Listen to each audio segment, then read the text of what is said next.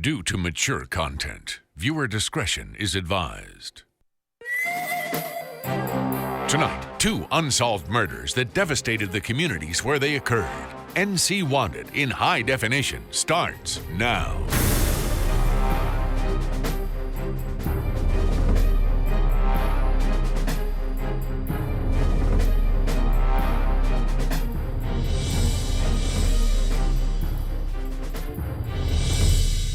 Good evening, I'm Gerald Owens. Welcome to this edition of NC Wanted.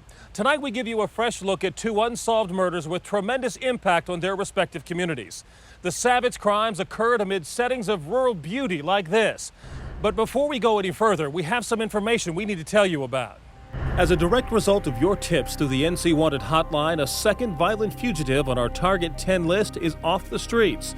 Earlier this week, the Wake County Sheriff's Office alerted NC Wanted that U.S. Marshals finally captured Juan Pablo Gayton Barbosa. Although he'd been on the run for nearly 3 years, his arrest went down quickly. This past Monday, June 11th, at about 7:30 p.m., Raleigh police pulled Gayton Barbosa over as he drove in the mini-city area near Capitol Boulevard. Then U.S. Marshals swooped in for the arrest. For the last 3 years, Gayton Barbosa had managed to avoid detection by working construction in the Raleigh area. He used the alias Francisco Alfaro. He'd been living within a 5-mile radius of the original crime scene. Tonight, Juan Pablo Gayton Barbosa is being held in the Wake County Jail, his bond set at $1.15 million.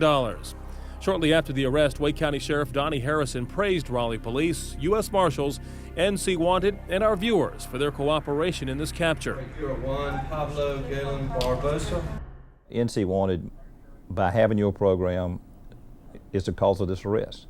I honestly believe that. If you have brought it back after about almost 3 years, something that we've been working on, and by you taking the time and putting it on your program and getting it out to the public, that's the reason we made this arrest. And I give a lot of credit to the police officers, but I give a lot of credit to the show and the people that was watching the show. Without a doubt, it was you and your tips that made the difference. Also, we recently reported on a prison escape involving Letitia Howes, who sometimes used the alias Letitia Franklin. Howes was a violent fugitive who'd been convicted of armed robbery and recently walked away from her work release job near downtown Raleigh. After our broadcast, we received several tips through the hotline. The Department of Corrections tells us Howes voluntarily turned herself in last week, and tonight she is back behind bars at the Women's Correctional Facility. It's every parent's nightmare. A kindergartner abducted from her own driveway while waiting for the school bus. Over the years, this case has created an outcry so powerful, it's generated nearly 3,000 leads. Tonight, you have the chance to provide that one lead investigators need to jumpstart this case. Well, he's just a devil turned back on earth. That's all I can say. Just a devil turned loose on earth to do something like that. If the devil were to return to Earth, January 1998, Ryan McBride Road near Rayford would have been his playground.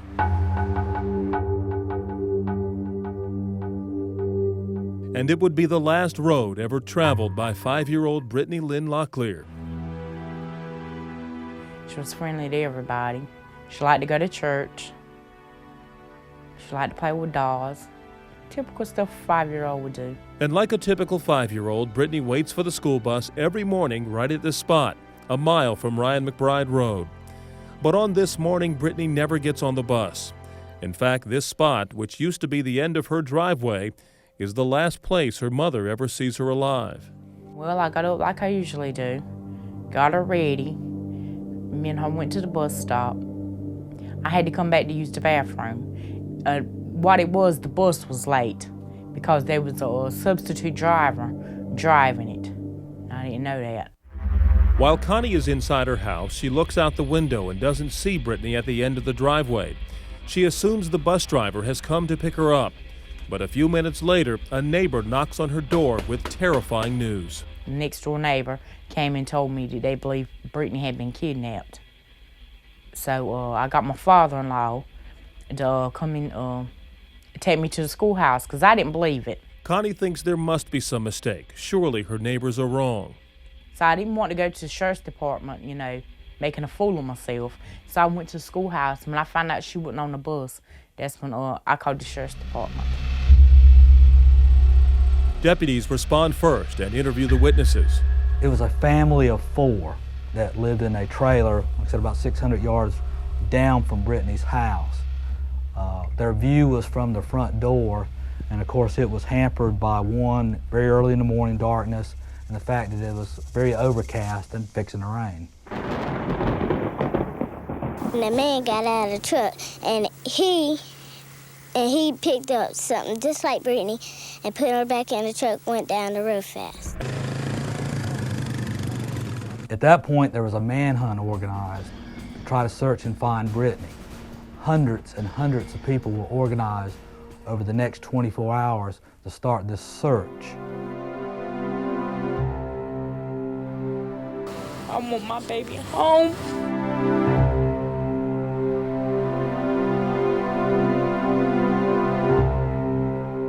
Within hours of the kidnapping, the first piece of hard evidence is found, and the discovery foreshadows the grim news. The first thing they found was her book sack. Deputies found her book bag and some of her clothes in the woods 3 miles from her house. At 1:30 p.m. the next day, the search comes to a tragic conclusion. It's sad news that I bring. We have recovered the body of Brittany. I was hoping that it would be a life body, but it's a lifeless body.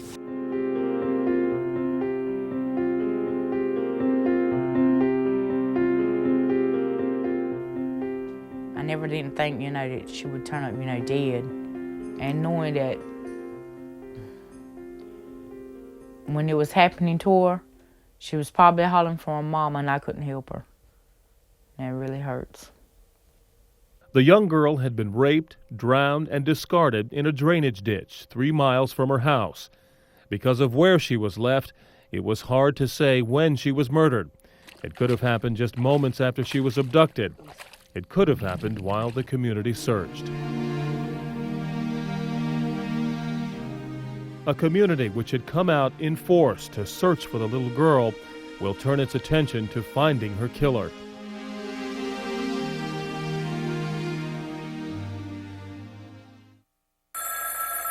A week after the investigation, the number of tips coming into the sheriff's department is overwhelming. They turn to the SBI for help. We were talking about a small rural sheriff's department who really didn't have the manpower to conduct such type of investigation. The witnesses who saw the man put Brittany in his truck are key to the investigation, but their recollections don't all agree, a fact that frustrates authorities. At first we had what we thought was one single description, but as the investigators started interviewing and separating the witnesses and asking a lot of detailed questions, that's when we realized we really didn't have a good grasp on exactly what type of vehicle we were looking for. The confusion over the suspect's vehicle has cost the investigation valuable time. Officials are about to regroup. Little do they know, they are also about to get their big break.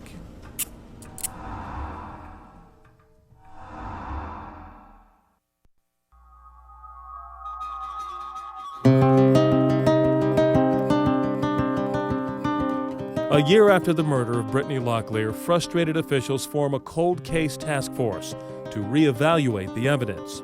So what we did, we started the whole entire investigation over, re-interviewed people, looked at case files all over again. That's what we're actually doing right now. It's taking us to this point. Part of the task force focuses on sex offenders in the area, actually going door to door, collecting DNA samples. Part of the focus of the cold case team was to look at the sex offenders and interview and try to eliminate those individuals as being participants in the crime. In 2003, investigators finally get their break. A Fort Bragg soldier who lived in the area at the time of the murder is facing a charge of bank robbery in a separate crime. Police find pictures of Brittany in his locker, and there are unconfirmed reports he helped in the search. At the time, that was a very strong suspect. The community of Rayford held its breath. Could this man be Brittany's killer? I think right now it's safe to say that at that time when we took a good look at him, it did not pan out. Had we excluded him totally? No. But long before that suspect is brought in, investigators decide they need to rule out members of Brittany's family. James Stevens, which is my father-in-law, and Charles Ronald Chavis, which is my husband. We were the only three out of my family and his family that ever had to take a lie detector test. Well, Sheriff Davis, when he was sheriff, he tried to make me tell him I was the one hurt that baby, and God knows I ain't never hurt no baby. I mean, he insisted down on me, trying to make me tell him I hurt the baby, but I didn't. But investigators continue to wrestle with the question, did Brittany know her killer? According to the witnesses, basically the vehicle pulls up, and it wasn't like they jerked her or grabbed her, so to speak, from what we're being told. That's why we feel that she was very much familiar with the person that she went with. Criminal psychologists say it was a person who acted on impulse, unable to control his behavior. It's what we call a disorganized crime scene, and they tend to be very impulsive and probably have a record. Probably they have lived or they have some reason to be in that general area. I've got this picture of some monster who preys on children. And this monster came out when they kidnapped Brittany. What I see in the suspect is someone, first of all, that can get close to the child. I see the suspect as someone that would know the area over there. But it just goes back to the one thing. The person that did this, I feel like is someone that knew this child very well.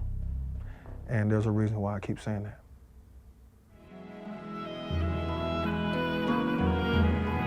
After 9 years, Brittany's family takes comfort in believing she is in a better place. They call her their angel. But time will not heal the way she was taken from them. Whoever who done that took something from me that cannot be replaced. Brittany cannot be replaced. Tonight, investigators need your help to finally solve the murder of Brittany Locklear in Hoke County. There's a $20,000 reward for the person with information leading to an arrest. No tip is insignificant. It's difficult for someone to keep such a dark secret for this long. In the 9 years since Brittany was murdered, it's possible someone has talked about it. If you know anything about the murder of Brittany Locklear, call us right now at 1-866-43-WANTED or log on to our website at ncwanted.com and report your tip online. As always, you can remain anonymous. Now we move to the unsolved murder of a beloved man from Vance County, Cecil Chacon. This case remains a thorn in the side of investigators. Cecil Chacon was a gentle giant, 6'4" and nearly 300 pounds.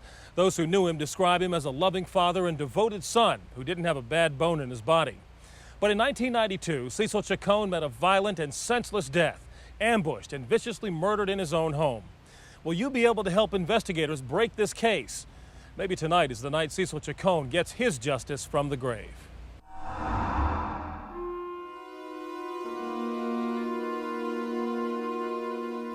Henderson, North Carolina, the outskirts of town. Deputies come across an abandoned vehicle. It's 4 o'clock in the morning, the vehicle shouldn't have been there. So we just checked the vehicle and ran it through DMV, and it came back to Mr. Cecil Chacon. Cecil Chacon was not the kind of person who would leave his car abandoned without telling anyone. Well, I tried to notify Mr. Chacon that we had found his car, and if he knew where it was or if it had just broke down for any particular reason. I called his home and got no answer, got an answer machine, so I left a message. Well, I didn't hear anything from him the rest of that shift. He put the needs of those around him first, while he struggled with hardships in his own life. He had a hard last year or so. His marriage had ended. He was trying to juggle the care with the children. Then he also had an ailing mother that he was now having to take care of. Cecil Chacon's ailing mother sensed something was wrong when she didn't hear from him as usual, and he hadn't picked up his children who were with his estranged wife. The next night when I came to work at 7 o'clock, there was a message waiting for me from his mother, Miss Bessie Chacon, wanting to speak to the deputy that found Cecil's car, that she had not seen him in several days and that she would like for us to see if we could locate him. Later that evening, police went by Cecil's home to see if he was okay. When I got to the front of the house, we found several windows open. They suspected a possible break-in.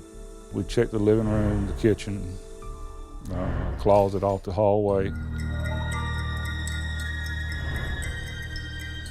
We opened the door to the first bedroom, which appeared to be the children's bedrooms, bunk beds in there. When I turned the lights on, we knew then that we had a serious situation.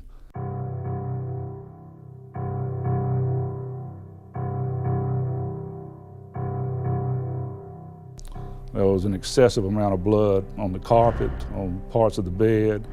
There was an easel in the room like maybe children would draw on.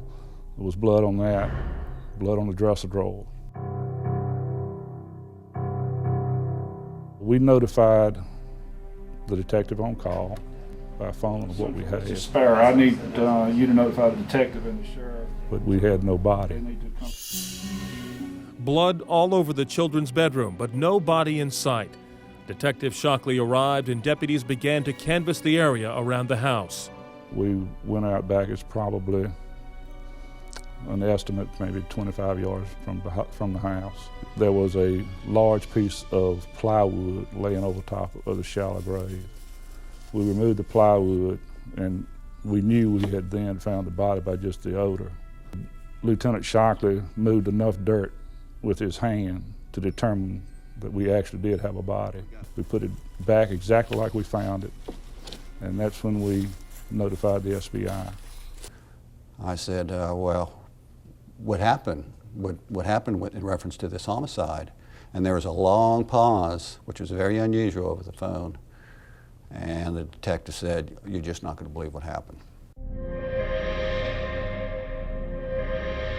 And when I arrived, we very carefully went through the crime scene, and they were explaining to me what had happened. Apparently it looked like a struggle occurred, and it appeared they had dragged the victim out of the house and into the backyard at a distance of over 140 feet. But with no obvious blood trail leading out of the bedroom, investigators were left wondering how the killer managed to get the body from the house to the backyard without a trace. What they uncovered gave them clues about their killer. They found several kitchen knives that had been washed. It was in the sink, had been washed clean. There was evidence that the kitchen floor and the living room floor, which was linoleum tile, had been scrubbed and cleaned. The SBI did luminol test to track the blood across the floor. That stuff's amazing. I mean, you put it down and blood just jumps out like a neon sign. They could actually track that the body was taken across that tile and out the back door and down the deck to the grave site.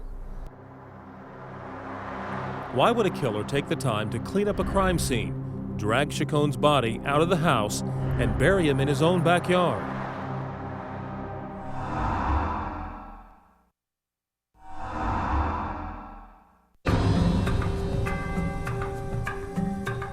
When 48-year-old Cecil Chacon was found stabbed to death and buried in his own backyard, investigators uncovered evidence that Cecil's killer stuck around long after he was dead. That was not only a homicide, there was a tremendous effort to cover up a homicide. Cecil Chacon was a very big man. He was 280 pounds, 6'4", 6'5". I find it hard that one man could overpower him to this extent. I really think there's more than one involved. I really think Cecil tried to fight his perpetrators, and I think he knew who they were.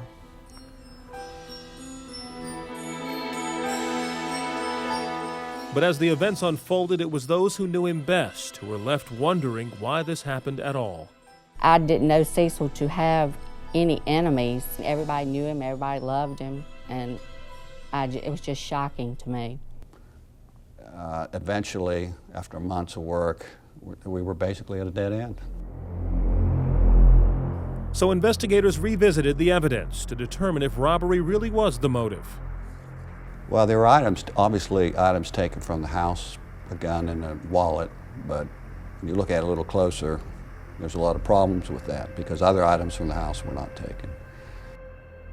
After 6 months of investigation, a routine traffic stop gave them their first real break. State trooper stopped a person on the road for a DWI, and he had a flashlight in his car, and the flashlight had Cecil Chacon's name on it. And that was one of the items we couldn't find in the house, and we were very excited about that. Investigators wondered, could they have just stumbled upon the killer? But as it turned out that after Cecil's death, his mother had sold some of the items that Cecil had. This flashlight was one of them, and this person had just purchased it. So that of course fizzled out. I think there's some evidence in this case that DNA could be looked at, which I would think would be very encouraging after 15 years. With a mountain of evidence and new technology, investigators say time is on their side, and they're confident that one day they will find the killer. And this is 15 years later, and this man's life was taken. And I want it solved even though I'm retired. And I know the detectives have worked on it once it's solved, even though a lot of them are retired. Family wants it solved. Him being taken away like he was is just a tragedy. He should have been here to see all the milestones in his children's lives. He should be here now. We asked Cecil Chacon's immediate family to do an on-camera interview, but they declined. However, they did submit a written statement, which can be found on our website, ncwanted.com. Just click on the heading Unsolved Cases. Now, tonight, investigators need your help solving the case of Cecil Chacon. More than $5,000 is offered as a reward for information leading to an arrest. A lot can happen in 15 years. People talk, secrets are revealed. If you know anything about the murder of Cecil Chacon in Vance County, call us right now at 1-866-43-WANTED. That's 1-866-439-2683. Or log on to our website at ncwanted.com. You don't have to reveal your identity. Stay with us. We'll be back to recap tonight's cases after this.